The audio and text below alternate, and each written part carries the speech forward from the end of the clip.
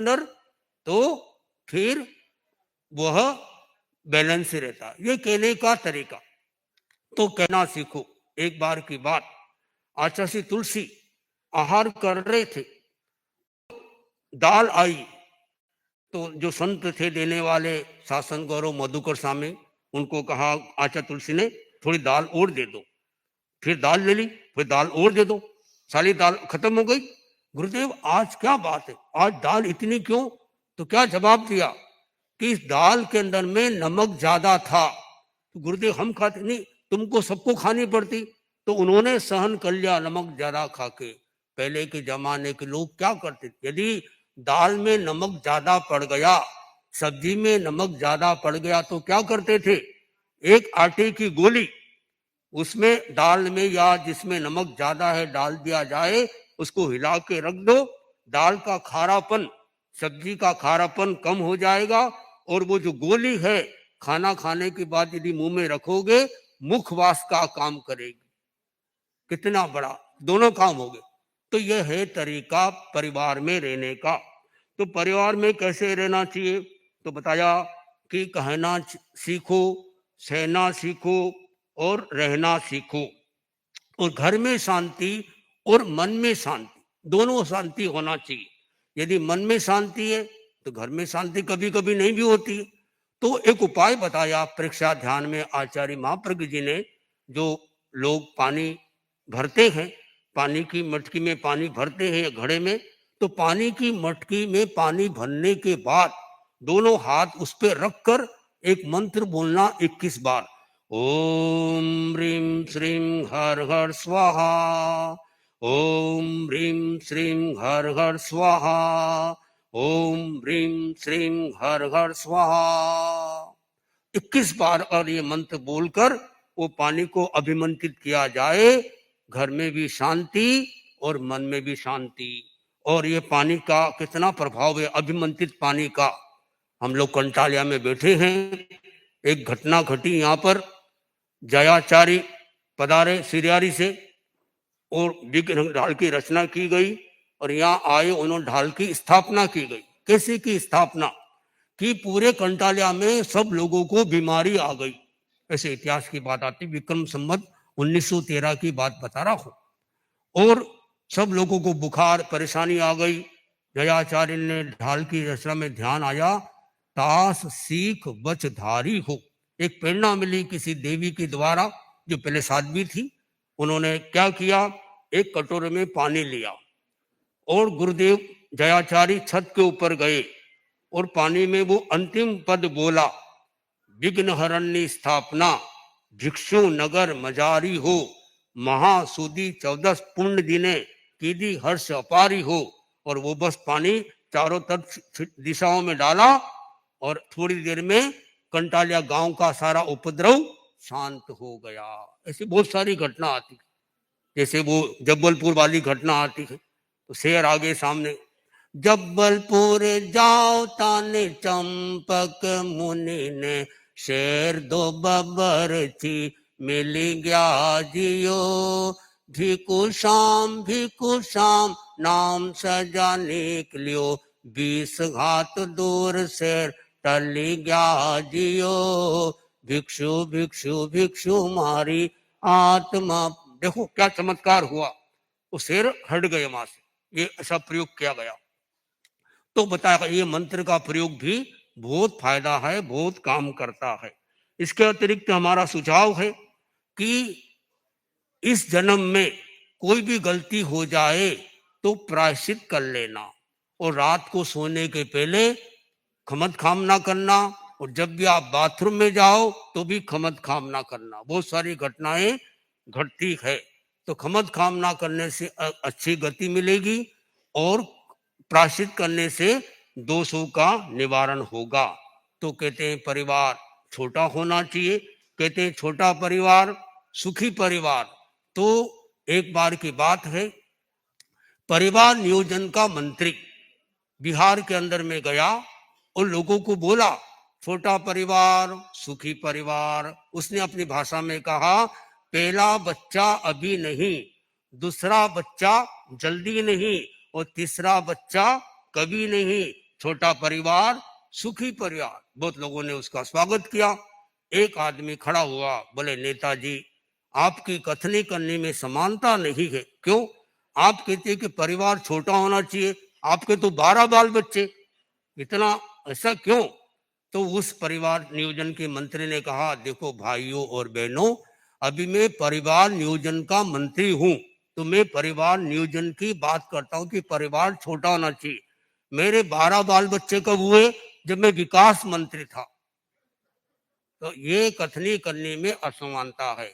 आज की चतुराई का यह एक अद्भुत नमूना है। दिखाते हैं सीमेंट और लगाते चूना है। बहुत बड़ा अंतर आ गया आदमी के व्यवहार में। बताता है दिल्ली और पहुंचता पूना है। यह अनुभव है कि हम कथनी करने में समानता रखें। तो और उपाय बताया कि एक समय का भजन और एक समय का भोजन साथ में होना चाहिए। भजन सुबह हो, भोजन शाम को हो, तो उसका भी परिवार अच्छा रहता है। दिशा बदलो, दिशा बदलेगी। यदि आपके परिवार में शांति रखना है तो बैठने की दिशा हमारी सही हो, खाने की दिशा भी हमारी सही हो और सोने की दिशा भी हमारी सही हो। और कोई परिवार में कोई मेहमान आता है, मेहमान भी अच्छी बात है। मेहमान कितने दिन का होता है? 1 दिन का, 2 दिन का, 3 दिन का, 4 दिन का, और लंबे समय रह गया वो मेहमान नहीं। यदि आपको मेहमान को जल्दी भगाना है, कोई मेहमान तो नहीं है, यदि आपको मेहमान को जल्दी भगाना है तो जब उसको खाना खिलाओ, उसका मुंह पश्चिम की दिशा की तरफ कर दो, जल्दी भाग जाएगा। उल्टा मत कर देना कि आप तो बैठ गए पश्चिम की तरफ, उसको बिठाया पूरब की तरफ, उल्टा हो जाए। तो मेहमान भी कुछ दिन का होता है। तो परिवार में यह शांति रखना है। अब तो ज्यादा दूसरों से अपेक्षा रखोगे उतनी अपनी उपेक्षा होगी। जैसे आप मानो किसी घर में गए, आपने दरवाजा खटखटाया, दरवाजा खोलते ही नहीं, आपके मन में क्या आ गया? मेरे घर पे आने दो, पानी का भी नहीं पूछूंगा। मानो उसने दरवाजा खटखटाया लेकिन मुस्कुराया नहीं। आपने क्या सोचा? देखो अब हम भी इसको पर गलत व्यवहार करेंगे। मानो मुस्कुरा दिया लेकिन आपको नाश्ते का पूछा ही नहीं। मानो नाश्ते का भी पूछ लिया लेकिन भोजन का पूछा ही नहीं। आपने जितनी ज्यादा उससे अपेक्षा रखी उतनी आपकी उपेक्षा हुई। यदि शांति से परिवार में रहना है तो दूसरों से ज्यादा अपेक्षा मत रखो और अपनी ओर से उसकी उपेक्षा भी मत करो। तो इससे सामंजस्य की अनुपेक्षा करना चाहिए। ये भी एक अच्छा प्रयोग है। एक होता है सेवा और एक होता है कोऑपरेशन, एक होता है कोऑर्डिनेशन। आजकल क्या हो रहा है? सेवा तो बहुत हो रही है लेकिन सेवा के साथ में कोऑर्डिनेशन नहीं हो रहा है। एक बार की बात, एक आदमी को कवि सम्मेलन में जाना था। उसने सोचा मेरा पायजामा बहुत बड़ा है, तो छोटा करने के लिए उसने अपनी पत्नी को बोला पायजामा 6 इंच बड़ा है, छोटा कर दो। उसने मना कर दिया। सब लोगों ने मना कर दिया।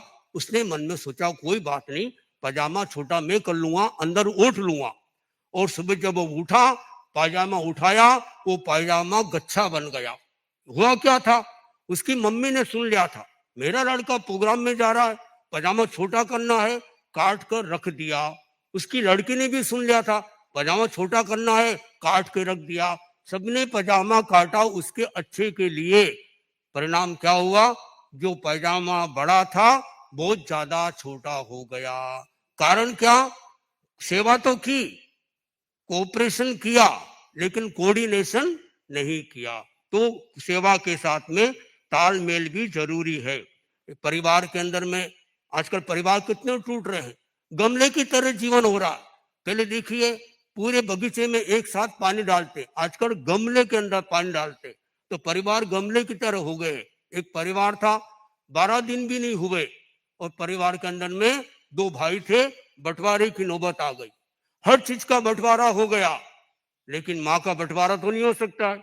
तो क्या बारी लगा दी बागवान की तरह, 6-6 महीने की बारी लगा दी। तो 15-15 दिन की बारी लगा दी। 15 दिन खाना मेरे खाएंगे, 15 दिन खाना एक बार। एक संत आए, वो गई संत के पास, गुरुदेव मुझको आज उपवास पचका दो। बोले आज कौन सा दिन है, आज क्यों उपवास? बोले गुरुदेव आज 31 तारीख है, आज मैं खाना खाने कहाँ जाऊं? ये स्थिति है। तो परिवार के अंदर में ऐसी स्थिति चलती है, तो परिवार में शांति से रहना है। तो यह सूत्र बहुत उपयोगी बनता है। हमें इस बारे में यह चिंतन करना चाहिए, जब तक न हो कामयाब नींद चैन को त्यागो तुम, जंग का मैदान छोड़ के मत भागो तुम, कुछ किए बिना ही जय जयकार नहीं होती, और कोशिश करने वालों की कभी हार नहीं होती। हमेशा अच्छा पुरुषार्थ, अच्छा प्रयत्न करते रहना चाहिए। तो ये सारी बातें मैंने आपको बताई। पुस्तक का नाम है परिवार में कैसे रहे, आचार्य महाप्रभु जी की पुस्तक है। और गुरुदेव महासमण जी की पुस्तक आप पढ़िए, विजयी बनो, संपन्न बनो और सुखी बनो, ऐसे सूत्र है जिसमें ये बातें आपको प्रत्यक्ष रूप से देखने को, जानने को मिल सकती है। हम अपने जीवन में यदि परिवार में शांति से रहना है तो ये 3-4 जो उपाय बताए हैं, मुझे आशा और पूर्ण विश्वास है यदि उन उपायों को आप अपने जीवन में उतारते हैं तो आपका जीवन बहुत अच्छा बन सकता है।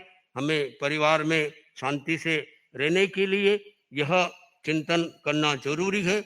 हमारे जितने संस्कार अच्छे आते हैं परिवार में, यदि कहते हैं कि यदि यदि आप परिवार में, कई लोग होते हैं परिवार में जो शादी करते हैं तो कहते हैं कि अगर आप शादी करने के लिए जन्म कुंडली को मिलाते हो तो किसकी मिलाओ? होने वाले सास और बहू की जन्म कुंडली मिलाओ। अगर बहू सास की जन्म गुण मिल गए, लंबे समय रहने होगा तो अपने आप उसका पति भी उसके अनुकूल रहेगा।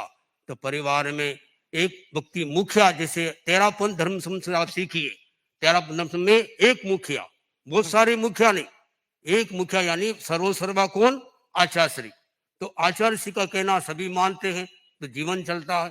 तो ऐसे परिवार के अंदर भी एक व्यक्ति को मुखिया बना दिया जाए, उसका और मुखिया जो है उसकी कथनी करने में समानता है।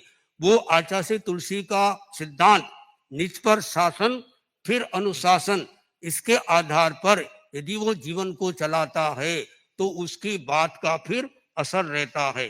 तो हमारे जीवन में व्यक्ति और समाज दोनों का अपना मूल्य है। इसलिए आचार्य तुलसी ने जो एक नारा दिया था, सुधरे व्यक्ति समाज व्यक्ति से राष्ट्र स्वयं सुधरेगा। ये व्यक्ति का समूह, एक व्यक्ति स्वस्थ रहेगा, मानो एक व्यक्ति जागे तो दूसरों को जगाने की व्यवस्था कर सकता है। तो व्यक्तियों के समूह से समाज बनता है। तो हम अपने जीवन में यदि परिवार में शांति से रहना है तो कई बार लोगों का नाम शांति रहता है लेकिन जीवन में शांति नहीं रहती। एक आदमी ने कहा मेरी घरवाली मेरा कहना नहीं मानती, कारण? बोले पता नहीं क्या कारण। पूछा नाम क्या है? बोले नाम तो है शांति लेकिन कहना नहीं मानती। नाम चाहे शांति हो चाहे शांताबेन हो, कहना माने उसको अच्छा मानते हैं। तो कहने का तरीका जितना सम्यक होगा, रहने का तरीका, सहने का तरीका, ये सारे उपाय है। तो आज आपको प्रेक्षा ध्यान के प्रयोग भी बताए। इन प्रयोगों के माध्यम से तो हम अपने जीवन की दिशा बदले। दिशा बदलो दशा बदलेगी, सोच बदलो सितारे बदल जाएंगे। सोच को बदलिए सितारे बदल जाएंगे, नजर को बदलिए नजारे बदल जाएंगे। किश्तियां बदलने की जरूरत नहीं है, दिशा को बदले किनारे बदल जाएंगे। हमारा दिशा, सोचने का तरीका सम्यक होना चाहिए। तो ये ऐसा सूत्र है, ऐसे उपाय है। इन उपायों के द्वारा हम अपने जीवन में, परिवार में शांति से रह सकते हैं। तो परिवार में शांति से रहने के कुछ उपाय आपको बताए हैं। हम इन उपायों को जीवन में उतारें, सामंजस्य की अनुप्रेक्षा का प्रयोग करें। कभी आपको प्रयोग भी कराया जा सकता है। हमारे बीच में श्रद्धेय मुनिश्री बहुसुत मुनिश्री दिनेश कुमार जी स्वामी पधार रहे हैं। आप अपने स्थान पर खड़े होकर मुनिश्री को बोलेंगे मत्थेन मंदामि।